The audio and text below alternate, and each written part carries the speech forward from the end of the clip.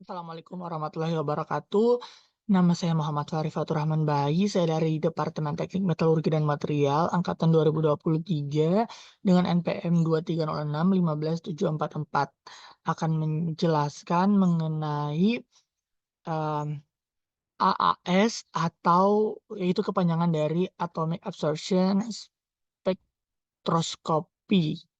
Ya, baik. Jadi em, untuk AAS sendiri sebenarnya apa sih itu AAS itu prinsip-prinsip dasarnya tuh dari AAS itu apa sih sehingga kita bisa lebih mengenal nih AAS itu bagaimana dan ya bagaimana teknik digunakan untuk menganalisis eh, titik-titik-titik. Jadi apa sih ya sebenarnya yang dianalisis dari AAS atau Atomic Absorption Spectroscopy ini? So, AAS adalah teknik analisis yang digunain untuk menentukan konsentrasi dari unsur-unsur tertentu dalam sampel yang melibatkan pengukuran penyerapan cahaya oleh atom-atom unsur yang berada dalam keadaan gas. Ya, namanya juga absorption ya. Jadi, menggunakan cahaya nih, gelombang cahaya. Perbandingannya tuh menggunakan gelombang cahaya dan eh, yang titik-titik tadi itu yaitu konsentrasi. Jadi teknik ini atau analisis ini digunain untuk menentukan konsentrasi unsur-unsur dari sampel yang kita tahu, yang kita mau nyari tahu nih.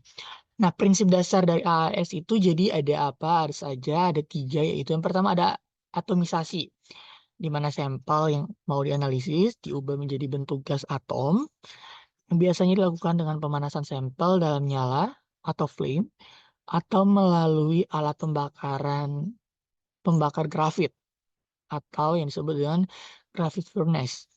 Nah, pada tahap ini unsur dalam sampel terpisah dari matriksnya dan berada dalam bentuk atom bebas.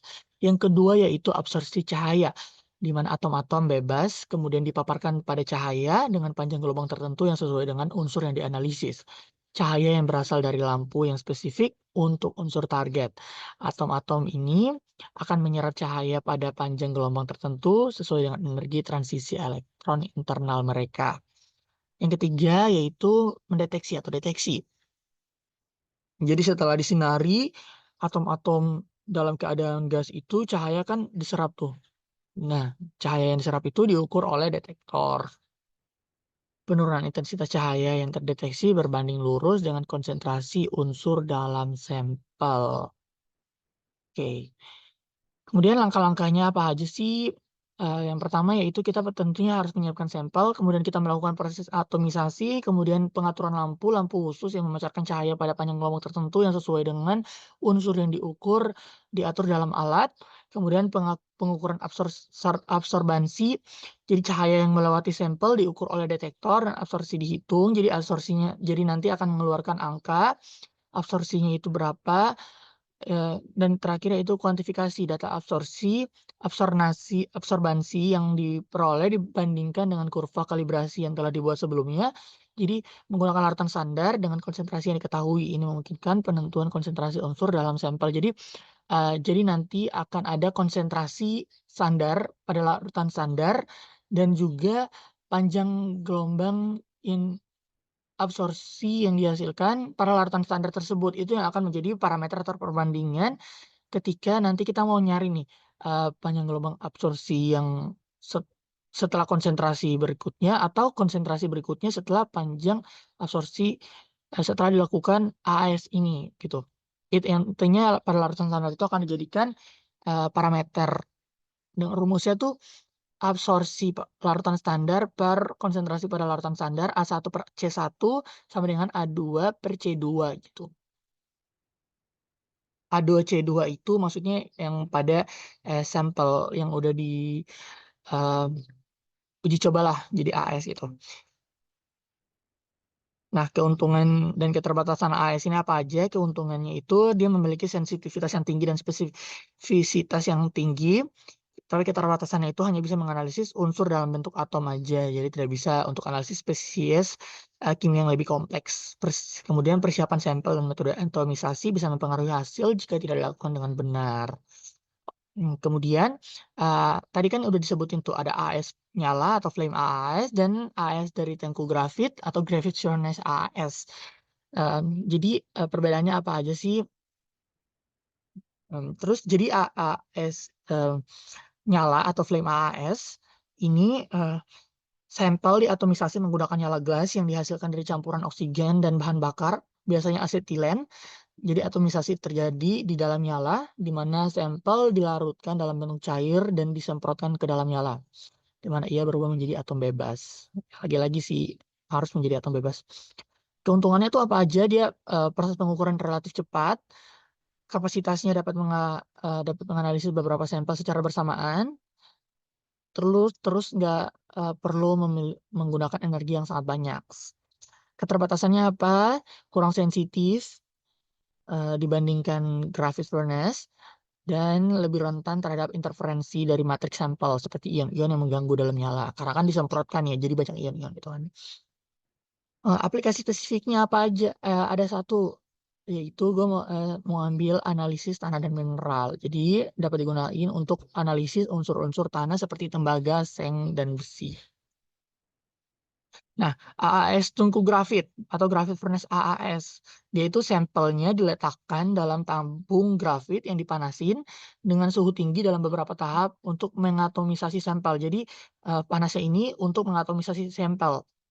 Jadi sampelnya itu untuk sampai pada bentuk atom atau ion-ion gitu. Proses ini memberikan kontrol suhu yang lebih tepat dan memungkinkan pemanasan sampel hingga ribuan derajat Celcius. Keuntungannya apa? Sensitivitasnya tinggi, dia mampu mendeteksi unsur dalam konsentrasi yang sangat rendah hingga ppb sampai ppm. Itu bagian per mil.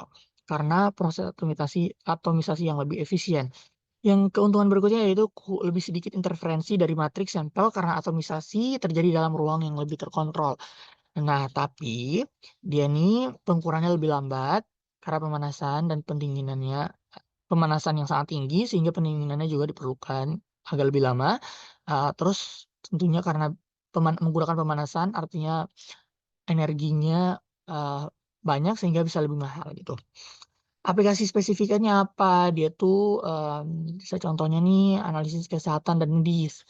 Untuk analisis unsur-unsur dalam sampel biologi seperti darah dan urin dengan konsentrasi yang rendah. Tapi perlu di disclaimer lagi nih, kedua jenis AAS ini kegunaannya itu berbeda tergantung pada kebutuhan analisis, sensitivitas yang diperlukan, dan jenis sampel yang dianalisis. Nah, kita udah ngomongin panjang cahaya yang yang ada di cahaya, panjang gelombang yang ada di cahaya itu yang diabsorpsi. Nah, muncul pertanyaan dong, mengapa sih pemilihan panjang gelombang sangat spesifik? Spesifik sangat penting dalam AAS. Lalu bagaimana sih cara kita menentukan panjang gelombang yang tepat untuk analisis? Jadi, pemilihan panjang gelombang spesifik sangat penting dalam AAS ini karena panjang gelombang yang tepat memastikan bahwa analisis yang dilakukan ini adalah spesifik untuk unsur yang ingin diukur. Jadi setiap unsur tuh punya spesifik panjang gelombang tersendiri. Nah, mengapa? Satu, spesifisitas unsur. Jadi yang tadi setiap unsur memiliki spektrum warna penyerapan yang unik dengan panjang gelombang tertentu di mana atom-atom unsur menyerap cahaya dan efisiensi maksimum. Jadi setiap unsur itu memiliki spektrum warna tersendiri yang bisa diserap gitu kan. Nah, yang kedua yaitu mengurangi interferensi panjang gelombang yang spesifik mengurangi kemungkinan interferensi dari unsur-unsur lain. Jadi karena setiap unsur memiliki spektrum warna yang dapat diseram sehingga kalau misalnya di uh, udara bebas, karena kan kita pakai gas kan, artinya kan banyak banget yang interferensi-interferensi dari luar nih, jadi dia nggak mengganggu gitu. Kemudian ada efisiensi penyerapan. Jadi pada panjang gelombang tertentu, efisiensi penyerapan cahaya oleh unsur target adalah yang tertinggi. Sehingga instrumen dapat mengukur konsentrasi unsur dengan lebih sensitif dan akurat, lebih spesifik gitu ya.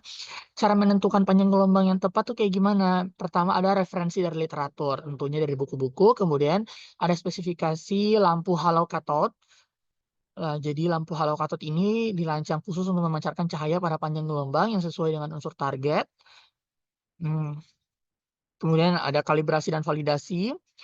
Kurva kalibrasi ini jadi menggunakan larutan standar dengan konsentrasi yang diketahui dan dapat membantu dalam menentukan panjang gelombang yang memberikan hasil yang paling akurat dari kurva kalibrasi ya, acuannya.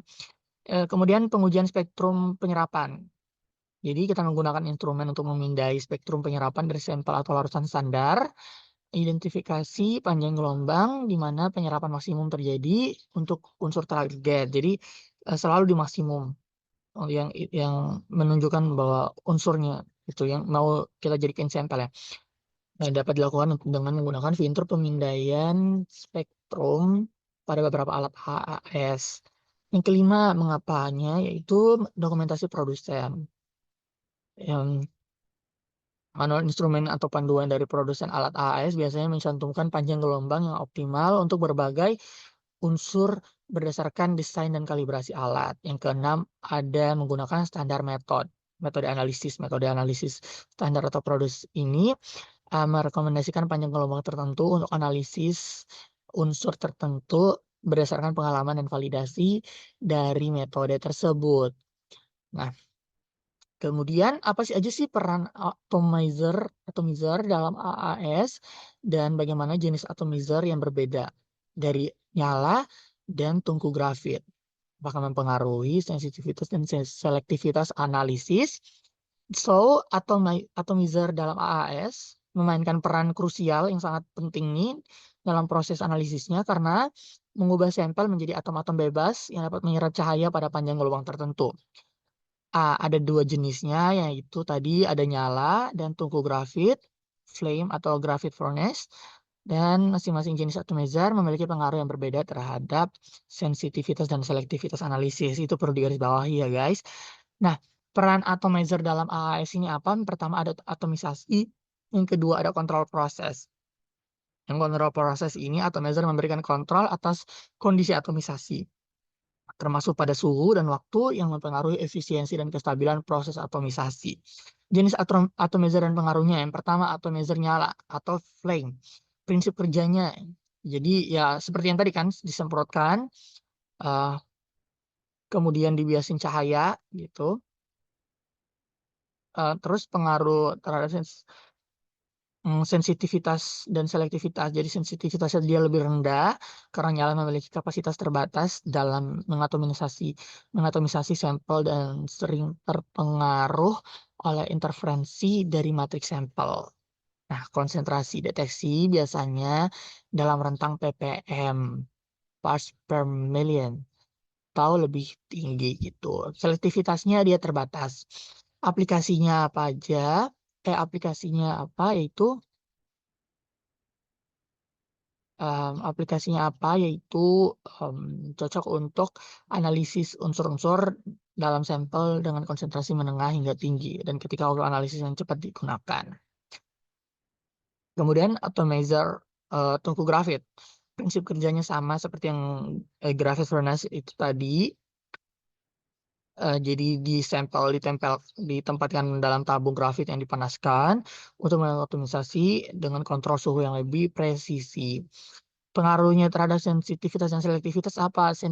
Sensitivitasnya dia lebih tinggi, kalau selektivitasnya dia lebih baik. Aplikasinya cocok untuk analisis unsur-unsur pada konsentrasi yang rendah, seperti logam berat dalam air, tanah, atau sampel biologis. Kemudian dalam analisis AAS ini juga sering terjadi beberapa kesalahan. Lalu bagaimana sih cara kita untuk meminimalisnya? Kesalahan yang sering terjadi yang pertama ada kesalahan dalam kalibrasi. Jadi kalibrasi yang tidak akurat atau tidak konsisten menghasilkan pengukuran dan hasil yang kurang konsisten sehingga mengakibatkan hasil yang salah gitu. Meminimalisnya gimana? Pertama kurva kalibrasi. Kita harus membuat kurva kalibrasi menggunakan standar dengan konsentrasi yang diketahui secara berkala. Jadi kita harus memastikan nih untuk menggunakan larutan standar yang segar dan buat kurva kalibrasi dengan rentang konsentrasi yang sesuai. Terus kita harus mengulangi. Ya, jangan hanya sampai di satu kali uji coba.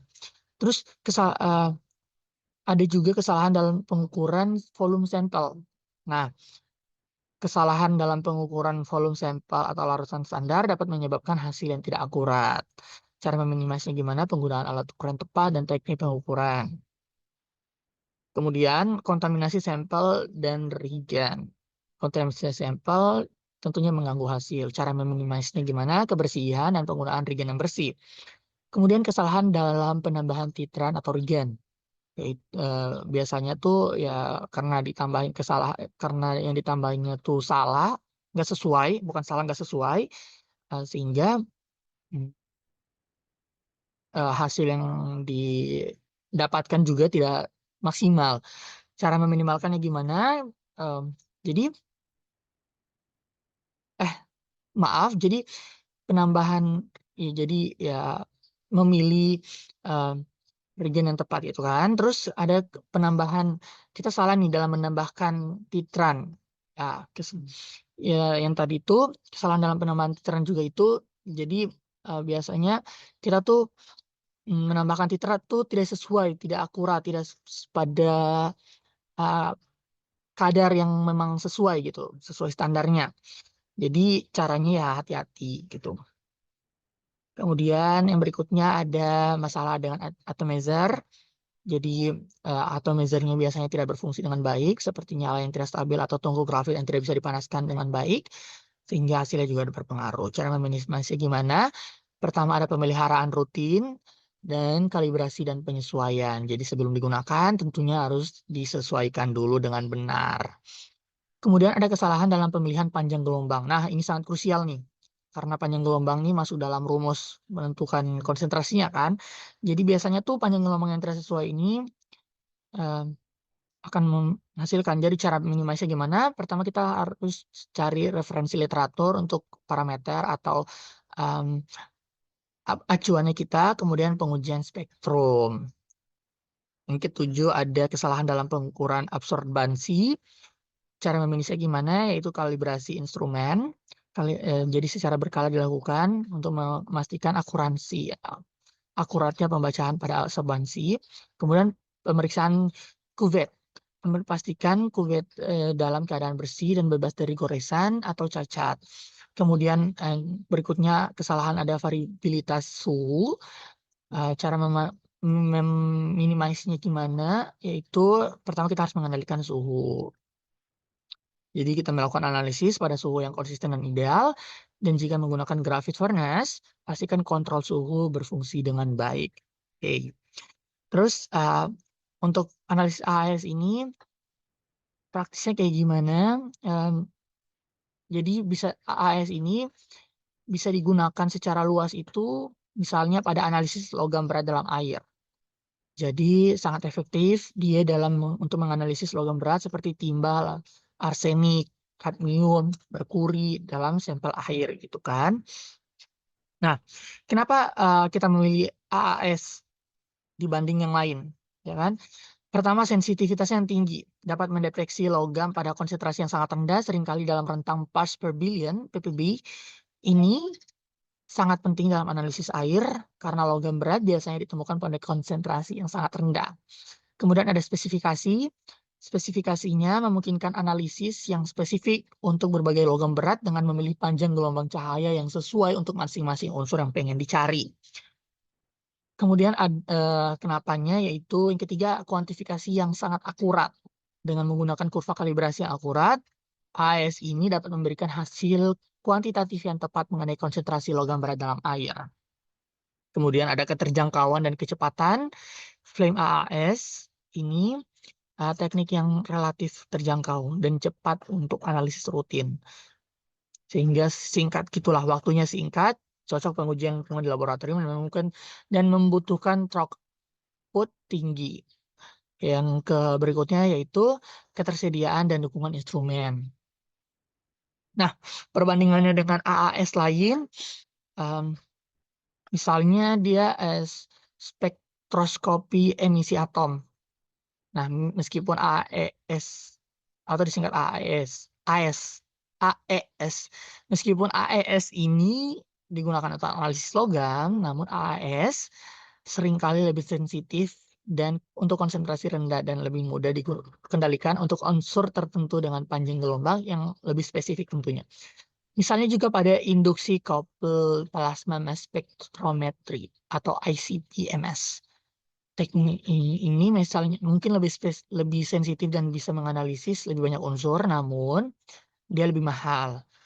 Kalau misalnya dengan titrasi bisa digunakan untuk beberapa logam berat, tapi AS ini kecepatan dan kemampuan analisisnya untuk berbagai logam secara bersamaan, dia sedangkan titrasi itu metode untuk beberapa unsur tuh dia ada metode khususnya gitu. Nah, jadi sekian penjelasan saya mengenai atomic absorption spectroscopy atau yang disingkat dengan AAS. Mungkin terima kasih atas waktunya. Saya akhiri dengan wassalamualaikum warahmatullahi wabarakatuh.